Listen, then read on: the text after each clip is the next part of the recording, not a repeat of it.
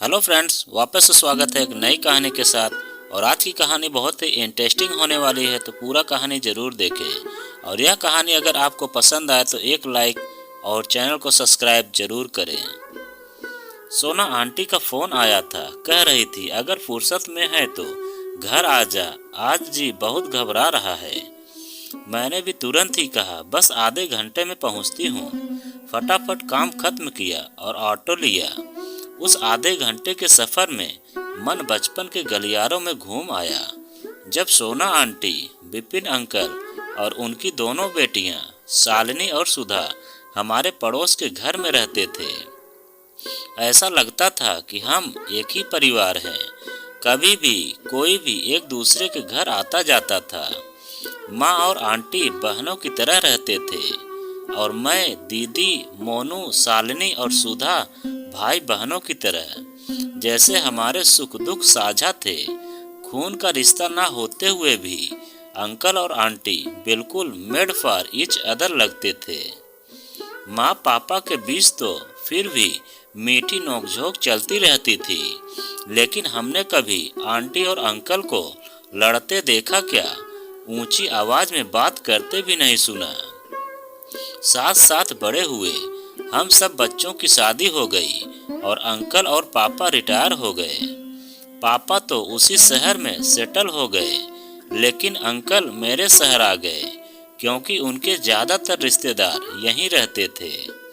मैं बहुत खुश हो गई, लगा जैसे मेरा मायका यहाँ आ गया हो।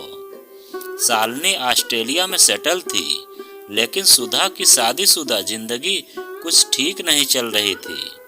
बहुत कोशिश की सबने कि सब कुछ ठीक हो जाए, लेकिन सारी कोशिशें नाकाम रही।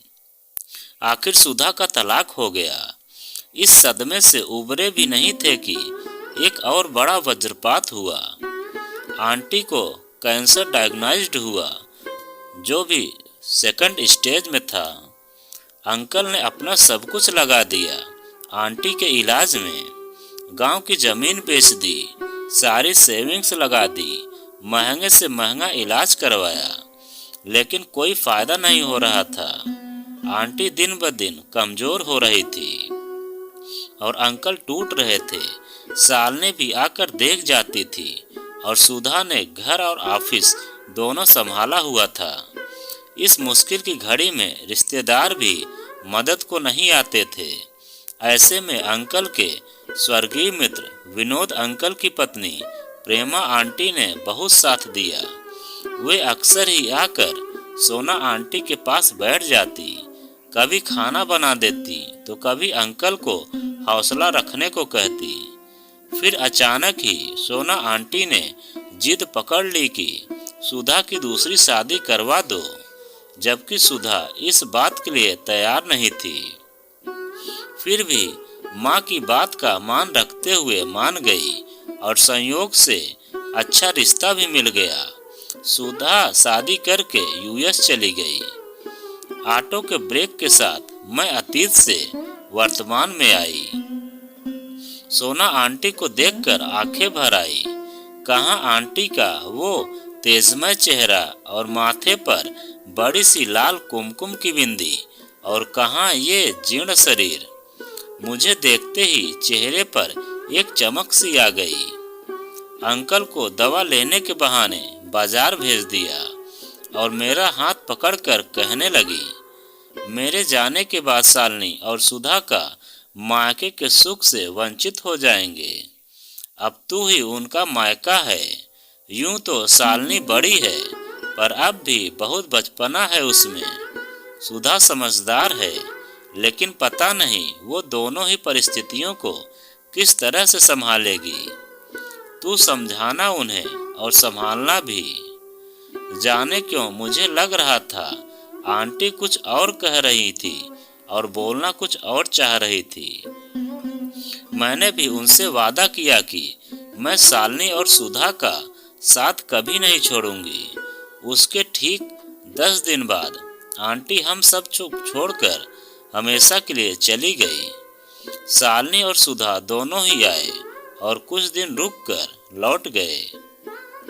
अंकल को साथ चलने को कहा, लेकिन वो अपना देश छोड़कर नहीं जाना चाहते थे। सब अपनी अपनी लाइफ में व्यस्त हो गए। फिर वो हुआ जो हम सबके लिए बिल्कुल अप्रत्याशित और चौंकाने वाला था। अंकल ने प्रेमा आंटी से शादी कर ली। हम सभी लगभग सदमे में थे। शालिनी और सुधा आए और बहुत बड़ा हंगामा हुआ।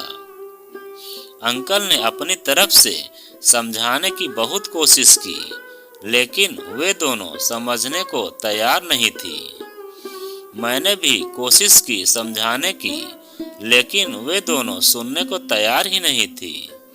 उन दोनों ने अंकल से रिश्ते पूरी तरह से खत्म कर दिए थे। सच कहूँ तो मैं भी खुद भी नहीं समझ पाई आखिर कौन सही था और कौन गलत। शालिनी और सुधा का अपनी माँ की जगह किसी और को न देने का फैसला या अंकल का सारी उम्र अपनी पत्नी का पूरी शिद्दत के साथ निभाने के बाद, उनके जाने के बाद उनकी जगह किसी और को न देने का फैसला।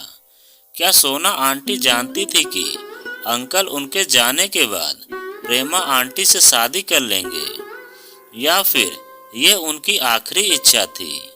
इन सबसे ऊपर क्या दो ऐसे इंसान जो अंदर से टूटे हुए हैं, उनका एक दूसरे का सहारा बनना गलत है? आप ही बताइए। तो दोस्तों, यह कहानी आपको कैसी लगी कमेंट में लिखकर हमें ज़रूर बताएं। और आप अगर हमारे चैनल पर नए हों तो प्लीज़ चैनल को सब्सक्राइब करें और वीडियो को लाइक ज़रूर करें, क्योंकि हम आपके लिए ऐसी वीडियो लाते रहते हैं।